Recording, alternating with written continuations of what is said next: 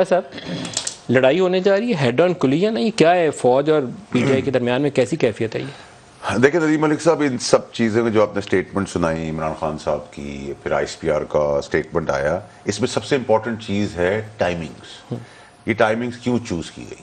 یہ ٹائمنگ سے چوز کی گئی کہ ارشد شریف صاحب کا کیس کل میرے خیال سے کورٹ میں لگا ہوا ہے، اور جب اس ہیئرنگ قریب آئی تو اب 4 آدمی عمران خان صاحب نے کہا تھا کہ ایسے ہیں جن کے لیے میں نے ویڈیو بنا کر ایک جگہ پہ رکھ دی ہے، اور مجھے کچھ ہوا تو وہ 4 آدمیوں کے نام قوم کے آگے آ جائیں گے. وہ 4 نام اب ہٹ گئے، اب ایک نام آ گیا ڈی جی سی کا.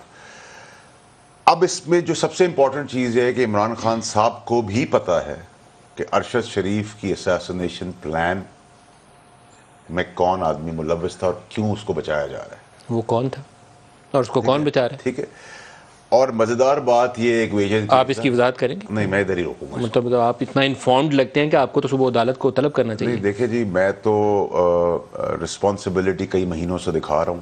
عدالت بلائے گی تو جواب دیں گے؟ عدالت بلائے گی تو بالکل جی، پوری دنیا کے سامنے سب چیزیں کھولوں گا.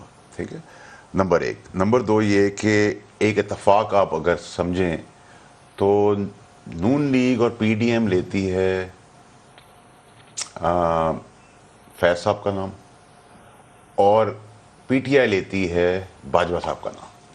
اگر یہ دونوں چیزیں آپ 1 منٹ بورڈ پہ ہینگ آن کر دیں تو آپ کو بہت ساری چیزیں ان بٹوین نظر آنا شروع ہو جائیں گی. ایک اس میں اور بھی آدمی ہے جو اتنا بڑا پلیئر تو نہیں ہے، شاید قسمت اچھی تھی اس کی، جو بھی ہے وہ منصب پہ تو ضرور ہے، لیکن کوالیفائی نہیں کرتا اس بڑی گیم کا حصہ، تو میں اس کو ابھی ایڈریس نہیں کر رہا. لیکن یہ جو ارشد شریف کا کیس ہے، یہ میں آپ کو پہلے دن سے کہتا آ رہا ہوں، پچھلے 6 مہینے سے کہتا آ رہا ہوں کہ یہ خون رنگ لائے گا. اس میں جس نے ایگزیکیوٹ کروایا، جس نے مروایا، دوسرے ملک کا کون سا آدمی تھا، وہ فون کالز پہلے کس کو گئیں، وہ فون کال کے بعد کس نے کس سے ڈسکنیکٹ کیا، کیسے وہ آف ایئر ہوا، کیسے وہ ملک سے باہر نکلا ارشد شریف، اس ملک کے اندر جانے کے بعد کس نے اس کو کانٹیکٹ کیا، اس کانٹیکٹ کے بعد کس نے اس کو فیسیلیٹیٹ کروایا. آپ کو یہ ساری باتوں کے جواب معلوم ہے؟ دیکھیں ندیم ملک صاحب،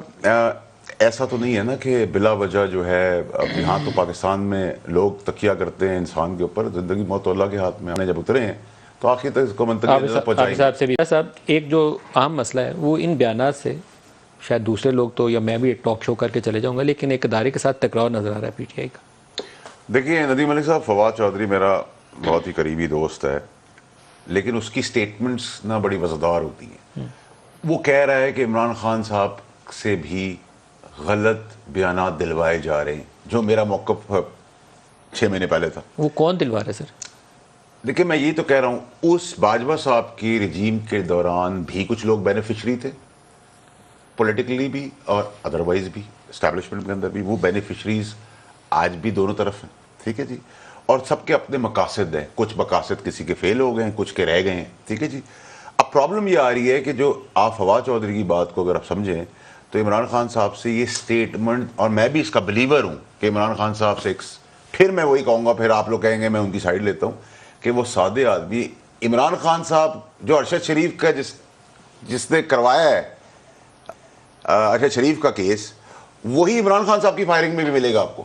سر یہ آپ کو سپریم کورٹ میں جواب دینا پڑے گا، سپریم کورٹ آپ کو بلائے گی اس پہ. دیکھیں سپریم کورٹ مجھے اس قصے میں بلائے گی نہیں. آپ کو 3 دفعہ یہ بات کہہ چکے ہیں کہ میں بھی آپ کو کہہ چکا ہوں کہ سپریم کورٹ مجھے اس قصے میں کبھی نہیں بلائے گی. مجھے تو لگتا ہے بلائے گی، مجھے آپ دعوے دار لگتے ہیں کہ آپ کو پوری تفصیل کا پتہ ہے. دیکھیں میں آپ کو کہہ رہا ہوں نا کہ جب میری پریس کانفرنس لے کے چلیں گے آپ، تو اس پریس کانفرنس میں بھی بیفور ٹائم بہت کچھ میں نے بولا جو ود ٹائم نظر آ گیا.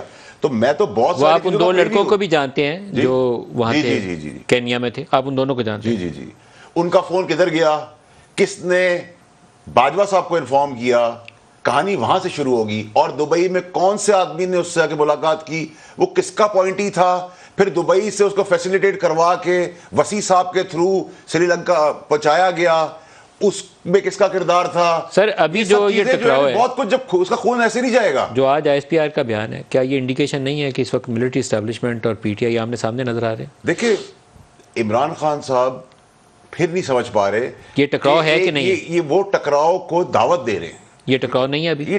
دیکھیں آپ کسی بھی افسر کو, آپ چیف ہو سپاہی ہو, ثبوت ہے آپ کورٹ میں جائیں, نہ چھوڑیں, کسی صورت نہ چھوڑیں, کوئی بھی آدمی ہو پاکستان کا.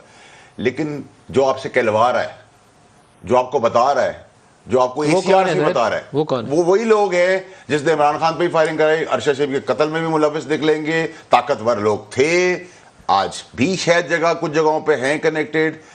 وہ بہت پنڈورا باکس جب کھلے گا تو آپ کو اس ملک کی بنیاد, اسٹیبلشمنٹ کی بنیاد اور ڈیموکریسی کی بنیاد ہلانے والے آپ کو 2 آدمی ملیں گے. 2 آدمی 2 آدمی اتنے طاقتور ہیں کہ باقی اسٹیبلشمنٹ پہ بھی حاوی ہیں. دیکھیں میری بات سر, میں پہلے کی بات کر رہا ہوں, ٹھیک ہے, نمبر 1. نمبر 2 یہ کہ وہ پرانی اسٹیبلشمنٹ نان پولیٹیکل لوگ ہیں, ٹھیک ہے, اور ان کے جو بینیفیشریز ہیں وہ میری پارٹی میں موجود ہیں. 2 غیر سیاسی طاقتور لوگ جو سابقہ اسٹیبلشمنٹ سے تعلق رکھتے تھے. دوسرے کو تو میں 1.5 ہی مانتا ہوں, چلے صرف شاید سابقہ اسٹیبلشمنٹ سے منسلک تھے, وہ آپ سمجھتے ہیں کہ وہ بڑے طاقتور تھے اور ان کی بنا کے اوپر یہ سارا کچھ ہو رہا ہے. 2 آدمی صرف بیسڈ پلان, ایگزیکیوشن, پاور, منی, کرپشن, ڈیموکریسی, اسٹیبلشمنٹ, جوڈیشری. سر ان کو آپ ضرورت سے زیادہ ان کو آپ طاقتور قرار دے رہے ہیں. ان کی جگہ پہ جو بیٹھا ہے اس سے زیادہ طاقتور ہے کیونکہ اب ان آفس وہ ہے. دیکھیں سر, جب تک آپ ملک کی ساخت, ملک کے اداروں کو تماشا بنانے والے, پولیٹیسائز کرنے والے, اداروں کو تباہ کرنے والے لوگوں کو اکاؤنٹ فار نہیں کریں گے, ان کی گردن پہ پھندا ڈال کے ان کو نہیں گھسیٹیں گے, تب تک کچھ نہیں ہوگا. سر ندیم ملک صاحب صرف اپنی سچائی بتانے کے لیے, یہ ارشد شریف صاحب کا وہ فون ہے جس پہ فیڈ ہوا ہوا ارشد شریف آن دا رن, اور آپ اس میں پڑھ لیں, پلیز کال ریگارڈز ارشد شریف. یہاں سے یہ ٹرانزیکشن شروع ہوتی ہے, میرا اس کا رابطہ, میری دوستی سے اس کے ہاتھ. اور اگر آپ ایک اور اینکر ہے, مناسب نہیں ہوگا میں ان کا نام لوں لیکن میں پوچھ لوں گا, اس کے آگے آپ حلف پہ قرآن دیں.